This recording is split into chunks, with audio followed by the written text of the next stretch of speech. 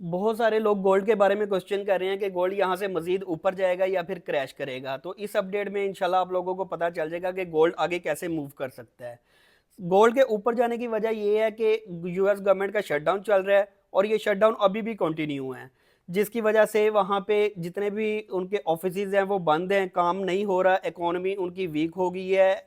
जो अनएम्प्लॉयमेंट है, बेरोजगारी, वो बहुत ज़्यादा बढ़ गई है।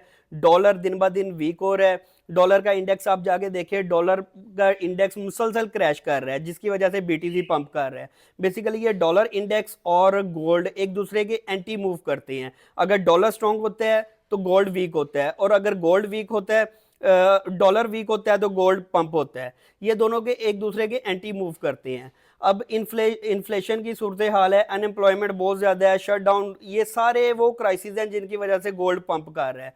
अब जैसे ही हालात ठीक होंगे, शटडाउन खत्म होता है, इकोनॉमी कुछ बेहतर होती है, डॉलर इंडेक्स स्ट्रांग होता है, फिर गोल्ड नीचे आएगा। अभी गोल्ड के नीचे आने के कोई चांसेस नहीं है। गोल्ड ने अभी स्टिल बुलिश ऊपर ही जाना है। अगर ये आज के दिन में थोड़ी बहुत रिट्रेसमेंट, कोई थोड़ी बहुत करेक्शन हुई है, उसकी वजह ये है कि डॉलर का इंडेक्स आप जाके देखें, डॉलर के इंडेक्स में कुछ ग्रीन कैंडल्स बनी हैं, जिसकी वजह से गोल्ड नीचे आया है। लेकिन ओवरऑल मार्केट स्ट्रक्चर जो है ना, वो गोल्ड का भी बुलिश है, क्योंकि अभी तक सिचुएशन, कोई फंडामेंटल्स अच्छे नहीं है। यूएस की वजह से, इकोनॉमी की वजह से, उनकी अनएम्प्लॉयमेंट की वजह से गोल्ड की ऊपर जाने की मेन रीजंस ये हैं। बाकी आप लोगों को पता होगा कि जब भी कोई क्राइसिस आते हैं, कोई भी जंगी सूरत हाल होती है, वॉर की सिचुएशन में, हमेशा गोल्ड पंप करता है, क्योंकि गोल्ड को हमेशा एक सेफ हेवन एसेट समझा गया है, क्योंकि ये आप लोगों को अच्छे रिटर्न्स भी देता है, और ऐसे हालात में, क्राइसिस की सिचुएशन में, आप लोगों के लिए ये स्टेबल करेंसी के तौर पे भी काम करता है।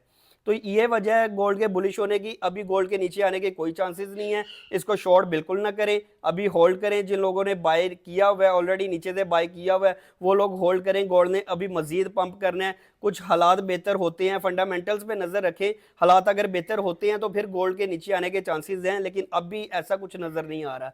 बाकी 2026 में, 2026 में रिसेशन के चांसेस बहुत ज़्यादा हैं। ठीक है, अगर तो ये रिसेशन आता है तो गोल्ड मजीद पंप कर जाएगा। इसके अलावा सिर्फ आप गोल्ड को ना देखें, सिल्वर को भी देखा गया। सिल्वर एक बहुत अच्छी अपॉर्चुनिटी है इस वक्त बाइंग करने के लिए।